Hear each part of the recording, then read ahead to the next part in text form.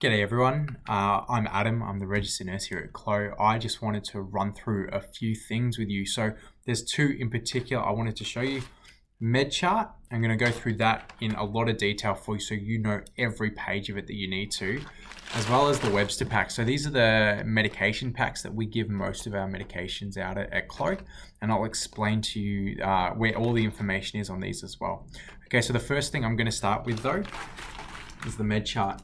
So when we're doing our med checks, we're looking at the whole thing. Okay, so this is the whole document. I'm going to scooch over here for you. So what we're looking at, we've got the name, the full name, their date of birth, right there, and the image, okay? And what we're expecting to see is that needs to match identically with here. And obviously these two images don't match exactly. These are for training purposes, but in the interest of your client, that everything should match, okay? There shouldn't be a single number out of line. Now, going through here, this red spot, that's where you'll find allergies, okay? So whether the allergy is medication-based or whether it's food-based or otherwise, it will tell you what the allergy is and what the reaction is as well, and that's really important too. So if we've got a client with anaphylaxis, you need to be super familiar with how to administer an EpiPen. Okay, and there will be a video embedded in this to be able to show you that, okay? So don't stress if you can't see it right now, you will.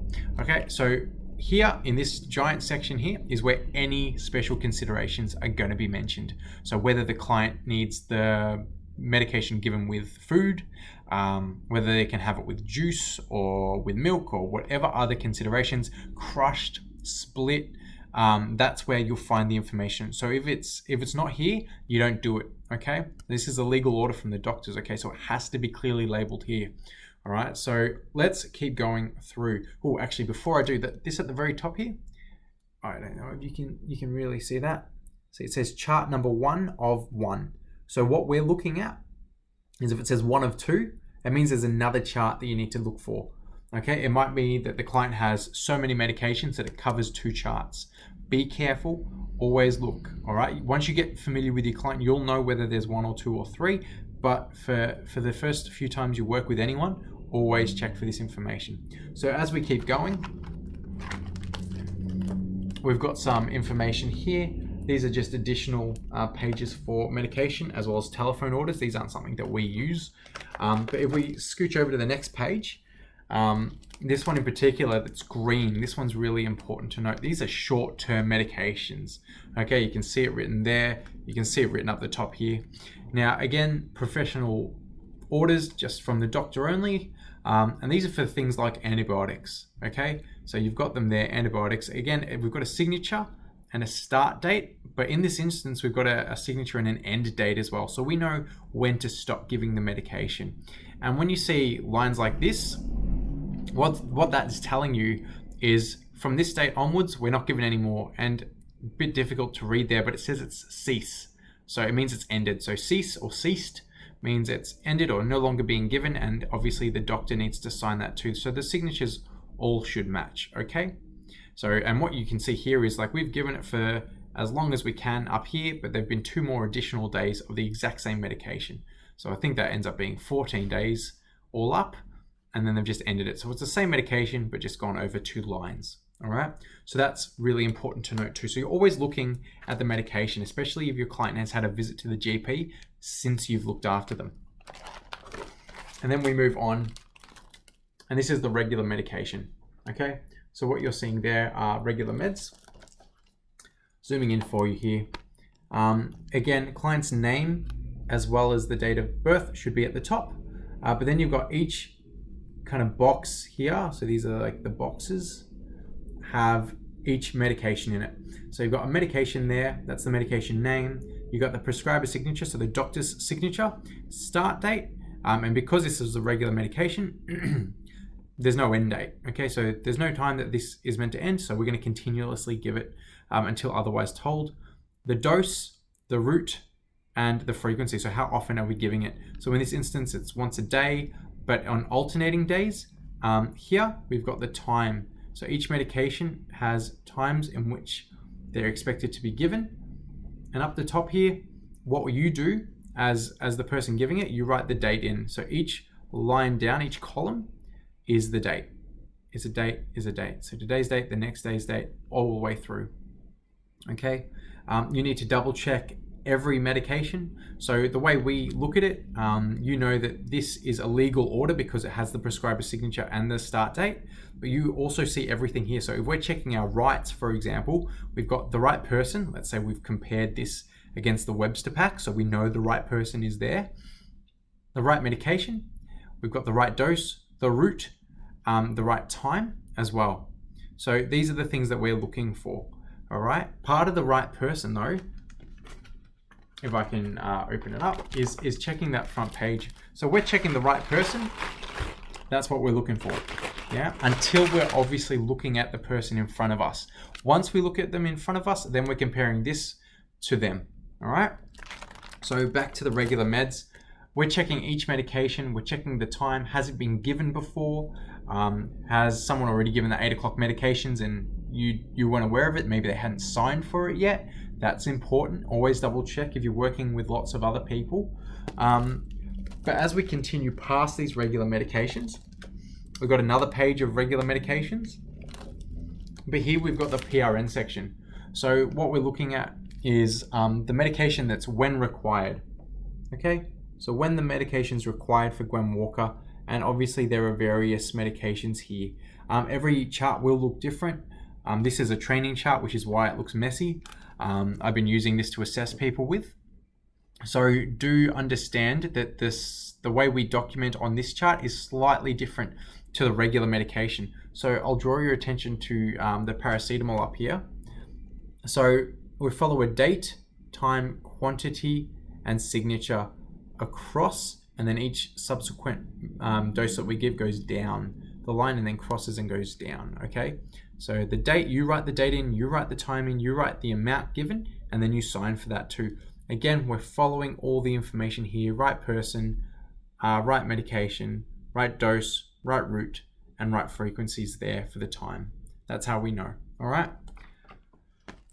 Possibly the last and most important page for you as learners of this Assist with Medication training course is this back page. I've referred to it in the videos, but I want to draw your attention to it again. This is where every abbreviation that you'll come across is. Okay, so regardless of what abbreviation you're looking at, whether you're familiar with it, whether you're not familiar with it, this is where you check. Okay, it even has 6 of the 8 rights that we use on the back as a prompt for you. And we do use the 24-hour clock. Let's say you can't remember it for some reason. You've got the example of AMs and PMs here too. It goes all the way down. There is just so much information here that if you are confused, you're uncertain, you're looking at something and you go, I don't remember what that acronym stands for, this is where you can go, okay? It's really, really helpful. So we've done with the med chart. Brilliant document, really clear, really easy to understand. All right, let's go on to the Webster Pak. This is a Webster Pak. This is a full Webster Pak. It has the days of the week going all the way down. It has the times or the moments where we give the medication. Now it does say breakfast, lunch, dinner, and bedtime, but what you'll often find is that coincides with an actual time written by the GP. So breakfast is likely going to be 8 a.m. Lunch is likely going to be 12. Dinner is likely going to be 6 p.m. And bedtime's likely going to be 9 o'clock or 10 o'clock or something similar to that. Okay, so all the information that we need that's on here and on the back is all written by the pharmacist. Okay, so this is not written by the GP. This is written by the pharmacist based off this. Okay, the pharmacist gets this, or they get the scripts, then they write it based off this. So looking here, Gwen Walker, all her information's here, images here, signed by the pharmacist.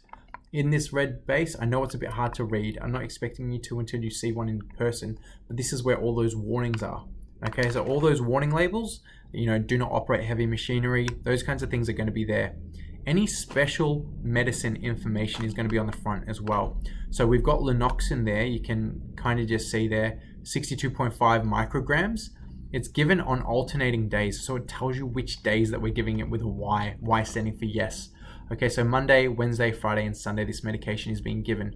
And that can be visually seen in so Lenoxin's the blue medication, and you can see it's in every second one, okay? and it's not in all of them. There you go. All right, so it's visually appealing as well. And so I'll show you on the back here all the other additional information. So looking here, we've got all the medications lined up with every bit of information they need. So the name as well as the dose, and then you've got how often it's being given, and you can see it represented here as well. So how many tablets are being given at breakfast, lunch, dinner, and bedtime. Okay, so breakfast is probably the biggest one. Most days it's 4 tablets. Remembering that on every second day it's only 3 because we're not giving that first medication, which alternates on days. Okay, and as we follow through, if we use Lanoxin as the example, that very first medication, we follow it, we notice it's given its breakfast, but it tells us there in really dodgy shorthand writing. It's not always easily understood, but you've got a blue round tablet, and it should have a mark of U3A, and it should have a score through it. So what a score is a little line in the middle of it. Okay, and that's how we identify it. So when we're looking at the front of the pack, we can look at here and we can go, oh yeah, that's the tablet we're talking about. Obviously in these ones we're using lolly tablets, so don't expect too much of that to match exactly, but the colors will. Okay, so this back here is really important that you know. And again, if you are wanting to know breakfast, lunch, dinner, and bedtime, it tells you the medications as well. So it's not just written up here, it's written and broken down here. This is particularly helpful if you've got 6 or 7 or 8 medications here, and you're just like, oh, it's hard to follow each of those because the writing's so small. You've got it here as well, okay? So we've got to be super careful when we give this. So we're checking, let's say we're giving lunchtime on a Tuesday. Okay, so I'm looking here, it's Tuesday here. Okay, it's lunchtime, so I need to be giving this one. Okay, so when you flip it, you need to make sure that you're giving lunchtime here and Tuesday here. So it's this tablet here that I'm going to be giving. Okay, so you're just double checking, you're having a look, and you're going to have a pop of it with the pill bob, and that'll be that. Okay, so I just wanted to draw your attention to what they look like. They're really easy to understand documents once you get to know them. Become familiar with them, especially once you work with your client. You'll start to see them every day. You'll know what they look like, where to find the right information, and you'll become really familiar with them too. So always check, always double check, and you're cross-matching against both of these. If you do have any questions, please let me know. Go to that discussion thread, ask away, and I'll do my best to clarify them. If I need to, I'll put up another video for you as well. Okay, so thanks for your time, everyone. Hopefully you found this helpful. See you later.